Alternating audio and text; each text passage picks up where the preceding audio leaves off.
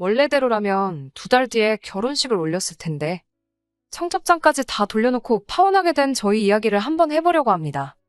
파혼한 게 뭐가 자랑이라고 동네방네 떠벌리나 싶은 생각도 들지만 이렇게라도 털어놓으면 마음이나마 조금 후련해지지 않을까 싶어서 말이에요. 결혼 코앞까지 갔던 남자친구와는 연애를 딱 2년 했어요. 요즘 시대에 제 나이가 결혼하기 너무 늦은 나이라고 생각하지는 않는데 저희 부모님은 그렇게 생각하지 않으셨나 봐요. 남들한테 모자랄 것도 없이 준비도 다 되어 있는 애가 왜 결혼 생각이 없냐며 저를 보채기 시작하셨거든요. 그때쯤 연애하던 남자친구의 청혼을 받게 되었는데 2년이란 시간을 함께 해와서 그런지 부모님 잔소리 때문만은 아니고 좋은 사람이라 생각했기에 자연스럽게 결혼 준비까지 시작하게 되었습니다. 자랑하려고 하는 소리는 아니지만 제 명의로 아파트 하나를 가지고 있습니다. 처음 직장생활 시작했을 때부터 재테크에 관심이 많았어요. 그때쯤 남들 놀러 다니고 젊음을 즐길 시간에 저는 재테크 관련 강연도 찾아다니고 관련 서적도 쌓아두고 읽고 하면서 여러모로 공부를 많이 했습니다. 특히 그때쯤 여러 강연에서 공통적으로 말하는 게 서울 부동산 이야기였어요. 서울의 인구가 1000만이다. 이미 포화 상태인 서울은 더 이상 투자처로 매력이 없다 하는 강연을 하시는 분들이 많았습니다. 지금 그분들은 과연 뭘 하고 계실지 모르겠지만 아무튼 저는 그런 강연들을 들으면서 반대로 생각했던 게 저희 부모님도 그렇고 이모도 삼촌들도 제가 아는 어른들 전부 다 부동산으로 재미를 봤으면 봤지 손해본 사람은 한 명도 없었거든요. 그렇다 보니 강연은 강연대로 들었지만 오히려 반대로 지금이 서울의 집을 장만할 수 있는 마지막 기회인가 싶은 생각이 들었고 그때부터 부동산에 대한 공부를 시작했어요. 대출도 있고 부모님 지원도 있었지만 저는 사회초년생 때 이미 제 명의의 집을 갖게 되었습니다. 지금은 그때 집을 처음 구했을 때보다 시세가 4배 가까이 올라가 있어요. 남들 놀러 다니고 그럴 때 대출 갚는다고 허리띠 졸라맨 거 생각하면 그리고 그때 맘껏 놀러 다닌 적 없던 거 생각해보면 고생도 많이 했다 생각하고 아쉬움도 많이 남기는 합니다. 하지만 제 주변 친구들이며 사촌들 다 통틀어서 제 명의로 온전히 집을 갖고 있는 사람이 저밖에 없는 걸 보면 그땐 힘들었지만 참 좋은 결정을 내렸구나 하며 제 자신에게 뿌듯할 때가 더 많은 것 같네요. 자랑이 아니라고 했는데 제가 봐도 자랑처럼 보이네요. 아무튼 부모님이 말하신 제가 남들한테 꿀릴 거 없이 준비도 다 되어 있다는 소리는 다른 게 아니고 제 명의로 집을 가지고 있다는 말이었어요. 남자친구의 청혼에 응하면서 제가 제 명의로 된 집을 가지고 있다는 사실을 말해줬습니다. 딱히 숨길 만한 사실은 아니라고 생각했어요. 남자친구도 자기가 여태 얼마나 모아놓았는지 10원 단위까지 정확하게 말해줬는데 제가 뭐라고 숨기고 싶은 생각도 없었고 말입니다. 남자친구가 모아놓은 돈은 1억 남짓한 돈이었어요. 결혼할 때 다들 2억이다 3억이다 순수연금으로 가지고 있어야 한다. 그런 이야기가 있는데 저도 열심히 돈을 모아본 사람으로서 솔직히 그게 말처럼 쉬운 금액은 아니라고 생각했어요. 1억이나 모았다는 게 대단하다는 생각이 들 정도였지요. 그리고 그 정도 근면함이라면 결혼 후에도 돈 문제로 속 썩을 일은 없다는 생각이 들었습니다. 남자친구는 제가 제 명의로 집을 가지고 있다는 사실에 놀라더라고요. 연애하면서 제 집에 와본 적이 없는 건 아니지만 남자친구는 그게 당연히 전월세라고만 생각을 했었던 것 같아요. 사실 집이 말이 7억짜리 집이지 서울 끝자락에 위치한 구축 아파트였거든요. 그리고 저도 그간 돈 모은다고 도배랑 장판만 새로 했지 집을 고치지도 않았고 가구 같은 것도 꼭 필요한 것들만 갖추고 살았지 집을 예쁘게 꾸미거나 하지는 않았거든요. 아무튼 남자친구한테는 서운하게 들렸을 수도 있겠지만 결혼을 하고 나서도 공동명의는 꿈도 꾸지 말라고 딱 선을 그었습니다. 그렇다고 평생 내 명의로 들고 있을 건 아니고 저희가 결혼 후에 돈을 모아 더 넓고 위치도 더 좋은 곳에 집을 사게 된다면 그때 내 집을 팔아 그 돈은 한 푼도 빠짐없이 우리 집 사는데 전부 보탤 것이라 했습니다.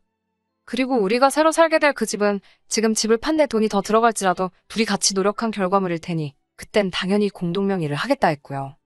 남자친구도 제 말이 당연히 맞다며 동의를 해줬고 저희는 그렇게 결혼 준비에 들어가게 되었습니다. 그러던 중에 남자친구가 모아놓은 돈 그건 그거대로 건드리지 않고 새 집을 구할 때까지 남겨두는 방법도 있었겠지만 그래도 결혼하면 신혼인데 달라지는 거 하나 정도는 있어야 할 거 아니에요? 그래서 결정한 게 남자친구가 모아놓은 돈으로 신혼가전이며 가구도 장만하고 조금 더 투자해서 집도 도배장판만 하는 게 아니고 아예 베란다도 트고 겨울이면 우풍이 들어오는 오래된 샤시도 바꾸고 아무리 청소해도 곰팡이가 남아있는 화장실 타일도 새로 깔고 하나부터 10까지 싹 다 뜯어고치는 리모델링 인테리어를 하기로 했습니다. 여기까지는 정말 모든 게 잘 맞아떨어졌고 화목한 결혼 생활과 행복한 미래만이 있을 거라 믿어 의심치 않았습니다. 제가 집 사는데 돈 모은다고 놀러도 못 다니고 했던 게 한이라고 했었잖아요. 그런데도 그런 후회가 전부 상쇄될 정도로 결혼 준비를 하는 동안 너무 즐거웠습니다. 연애 2년 했던 기간을 통틀어서 결혼 준비하던 몇 달만큼 인생을 만끽했던 적도 없는 것 같아요. 드레스 입어보고 식장 알아보러 다니면서 여기저기 다니고 간 김에 근처에 요즘 유행하는 핫플이 있으면 1시간 넘게 줄을 서서라도 그 유명한 음식도 먹어보고 했던 게 파혼한 지금 생각해도 그렇게 놀아본 적 없던 제 인생에 있어 좋았던 추억들 뿐이네요. 아무튼 그 중에서도 가장 즐거웠던 게 인테리어 알아본다고 여기저기 견적 내러 다녔던 그때였습니다. 제 청춘 바쳐 장만한 집이었던 만큼 집에 대한 애착은 강했지만 처음 이사 들어올 때 벽지 새로 바르고 바닥장판 새로 깔아준 게 제가 한 리모델링의 전부였으니까요. 살면서 집을 고치고 싶다는 생각을 골백 번도 더 했던 터라 리모델링 알아보러 다니면서 벽지며 타일이며 고르면서 들었던 기분이 내 자식이 있으면 새 옷 사주는 기분이 이런 기분일까? 싶을 정도였습니다. 그렇게 여기저기 인테리어 사무실 돌아다니며 견적 비교해보고 있던 와중에 남자친구한테 한 사람을 소개받게 되었는데 그건 다른 사람이 아니고 저희 신우가 될 사람, 남자친구의 누나였습니다. 파혼했지만 편의상 예비신우라고 부르도록 하겠습니다. 예비신우는 남자친구와는 터울이 좀 있었고 이미 결혼도 하고 가정을 꾸리고 살고 있었어요. 결혼 준비하는 동안 따로 소개를 받은 적이 없었는데 그래서 저는 남자친구가 예비신우에게 저를 소개시켜주려고 일부러 자리를 만든 거라 생각했습니다. 반은 맞고 반은 틀린 이야기이긴 한데 소개를 시켜주려는 목적도 있었지만 다른 목적이 있었어요. 누나가 앞으로 인테리어 견적 내는 걸 도와줄 거라 하더라고요. 견적은 사무실 실장님이 내주는 거지. 솔직히 관련 업종에서 일하는 것도 아닌데 예비신우가 뭐가 도움이나 되겠나요. 불편하기만 한 마음뿐이라서 그냥 마음만 받겠다고 거절하는데도 남자친구는 꼭 누나가 도와주고 싶다 하니 그렇게 하자고 저를 설득해왔습니다. 남자친구 딴에 오해를 충분히 할 수도 있었기는 해요. 말씀드렸다시피 제가 제 집을 꾸미는 것 또한 처음이었고 그게 너무 즐거웠다 보니 견적을 내러 다닌 곳이 한두 군데가 아니었거든요. 남자친구 입장에서는 제가 결정을 잘 못 내리는 건가 싶어 보이기도 했고 자기가 볼 땐 여기나 저기나 거기나 다 견적에 큰 차이가 없고 비슷비슷해 보이는데 맨날 똑같은 거 하고 있는 그 상황이 못마땅해 보였던 것 같습니다. 그리고 제가 업체 한 곳을 정하지 못하고 갈팡질팡하고 있으니 제가 잘 몰라서 저러나 하고 그나마 남자친구에게 가장 가까운 사람이자 결혼 선배, 인생 선배이기도 한 누나를 대동해서 자리를 만들었던 것이었고요. 그래서 본의 아니게 예비신우와 인테리어 견적을 받으러 다녔습니다. 그러는 중에 예비신우와 대화를 많이 나눴는데 그때까지만 해도 그냥 평범한 보통 사람이라 생각했지 뒤로는 그런 꿍꿍이를 가지고 있는 사람이라고는 상상도 하지 못했어요. 예비신우가 이런저런 질문을 많이 했어요. 남편 될 사람의 누나니까 많이 궁금도 하겠다 싶어 크게 신경 쓰지 않았는데 그 나이에 벌써부터 집이 있냐? 참 부럽다 하는 이야기를 했었거든요. 부모님이 사주신 거네 했는데 도와주시긴 했지만 결국 그 돈은 내가 다 벌어서 갚았다 하는 속사정까지 이야기하게 되었고요. 그리고 예비신우가 제 명의 집이 정말 온전히 제 명의로 되어 있는 집이라는 사실을 알았을 때 제 집에 대해서 꼬치꼬치 캐묻기 시작했습니다. 평수는 어떻게 되냐? 주변에 마트 같은 상권은 잘 되어 있느냐? 가장 가까운 지하철역이 걸어서 몇 분 거리냐 하는 조금 세세한 것들까지 말이에요. 그때야 예비신우 꿍꿍이 속을 상상도 해본 적이 없던 상황이다 보니 별다른 의심 없이 다 대답을 해줬습니다. 그러면서 예비신우와 함께 몇 군데 더 인테리어 견적을 내러 다녔는데 결국에는 제일 처음 견적 내러 간 곳의 사장님보다 믿음직스러운 곳이 없어 보여서 그쪽과 계약을 하기로 마음을 먹고 있었어요. 그런데 예비신우가 그런 건 계약을 확실하게 해야 한다며 저는 어리니까 잘 모를 테니 복잡한 건 자기가 해준다며 나서대요. 계약금 걸어놓고 공사 중에 중간정산 한번 하고 그리고 공사 다 끝나고 나서 하자가 있는지 확인한 뒤에 입주 청소까지 하고 그리고 나서 잔금 치료비로 사장님과 다 이야기가 되어 있던 상황이었는데 그리고 아무리 남자친구 돈이라지만 제 집 리모델링 계약하는 건데 왜 저러나 싶었습니다.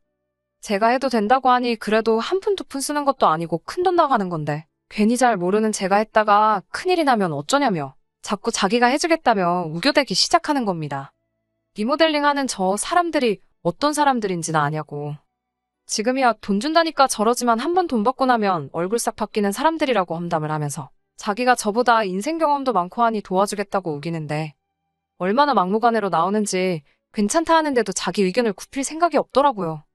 고집도 그런 황소고집이 또 있나 싶대요. 보아하니 자기 손에 맡기지 않으면 어차피 그 뜻을 굽히지 않을 것처럼 보이고 결국엔 돈이 남자친구 통장에서 빠져나가게 되는 거니 똑같은 걸로 신랑이 하고 싶지도 않아서 예비신우한테 그렇게 하라고 했습니다.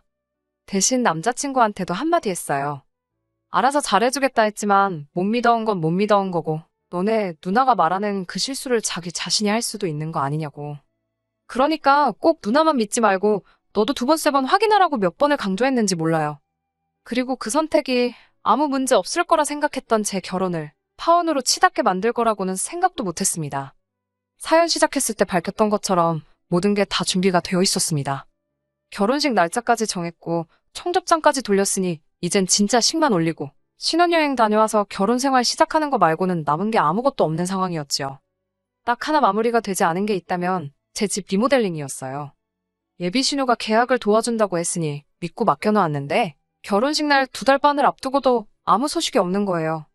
제가 먹고 자고 살고 하는 집이었다 보니 공사 날짜가 빨리 정해져야지 안 쓰는 가구들도 버리고 짐도 옮겨놓고 저도 저희 부모님 집이 되었든 어디가 되었든 간에 공사 기간 동안 머물고 또 찾아야 했었는데 말이에요. 남자친구한테 진행 상황이 어떻게 되는 거냐 몇 번을 물어봐도 문제 없다고만 할 뿐 정확한 대답 한번 시원하게 해준 적이 없었습니다.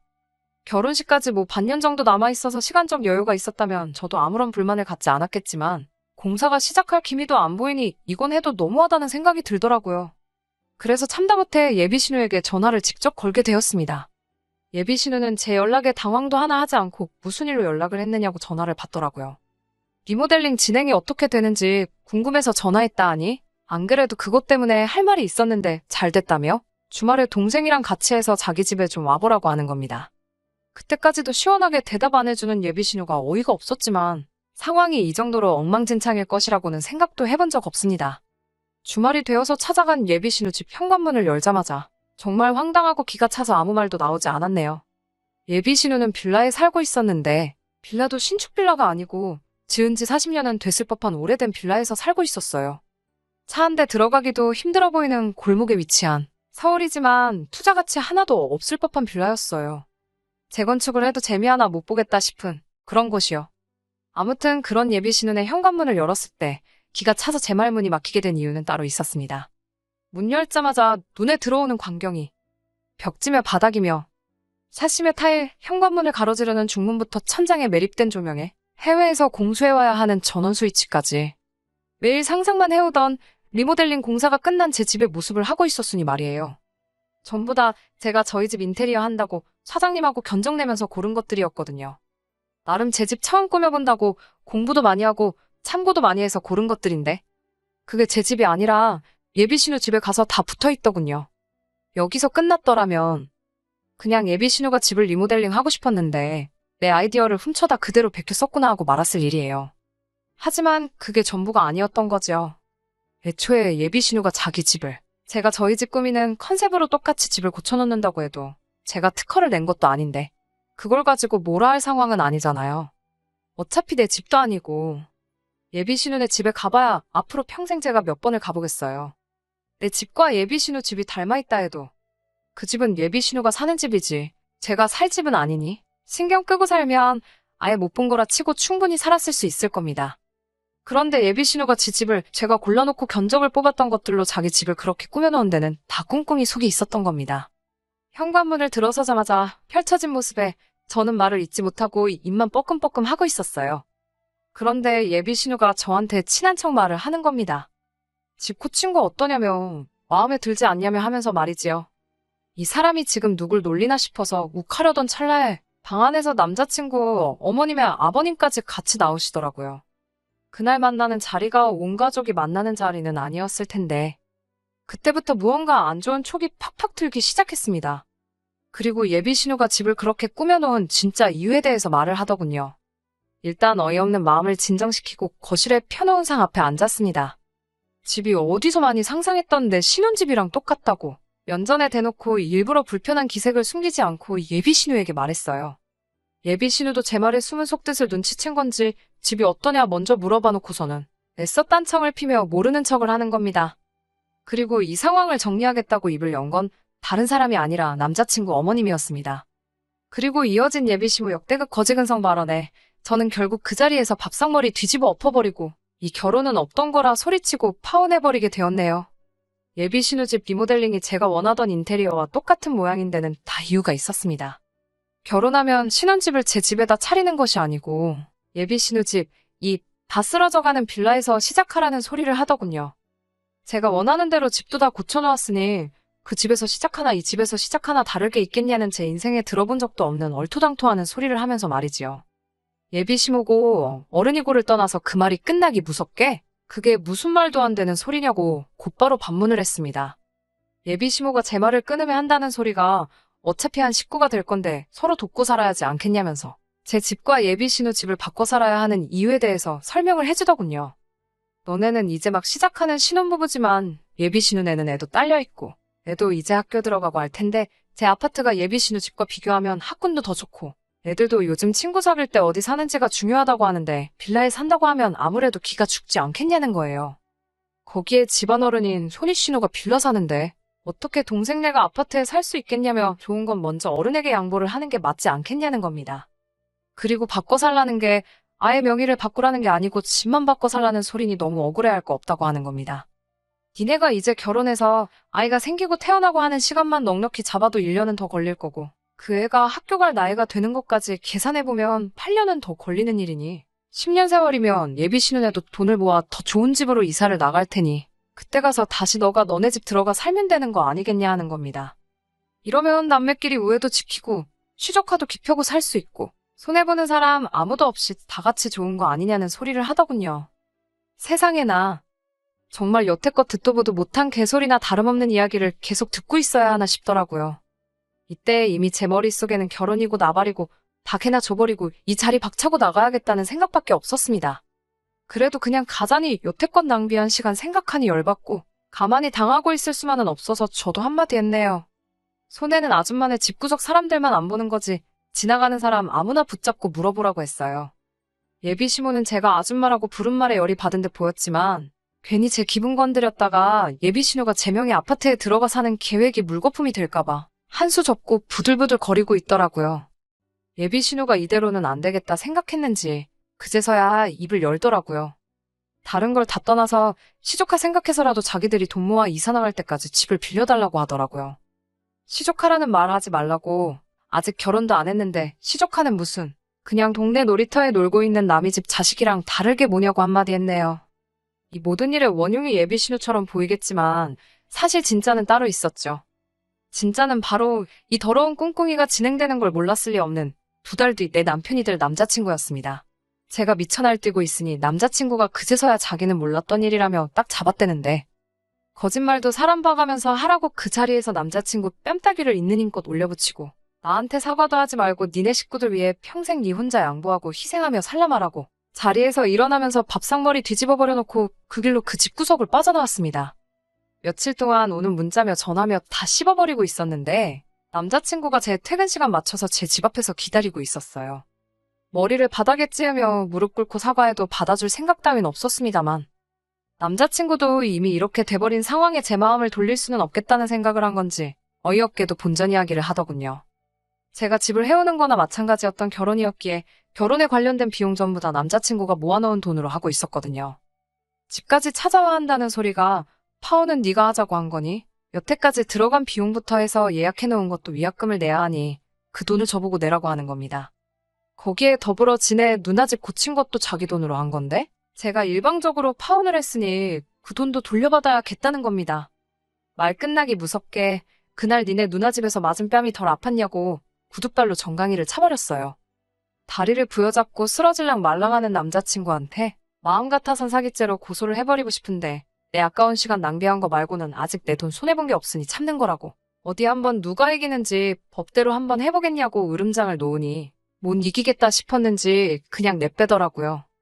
연애하는 동안 남자친구나 남자친구 가족이나 저렇게 거지근성으로 똘똘 뭉친 사람들인 걸 미리 알았더라면 애초에 결혼은커녕 연애조차 하지 않았을 거예요. 그걸 진작에 캐치해내지 못했기에 시간 낭비를 하게 만들었지만 청첩장까지 다 돌린 마당에 결혼식 2달 앞두고 파혼했지만 아쉬운 마음은 하나도 없네요.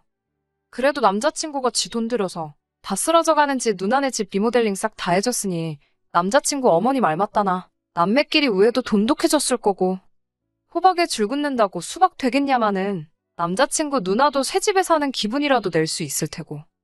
지 돈만 누나한테 날렸지 지네 집 식구들 손해보는 사람은 아무도 없게 되었으니 그 집 구석 사람들은 아들 동생 돈으로 이미 소원 성취한 게 아닐까 싶습니다. 끝까지 들어주셔서 감사합니다. 오늘의 사연은 여기까지입니다. 구독과 좋아요, 알람 설정 부탁드리고 더 좋은 사연으로 다시 찾아뵙겠습니다. 감사합니다.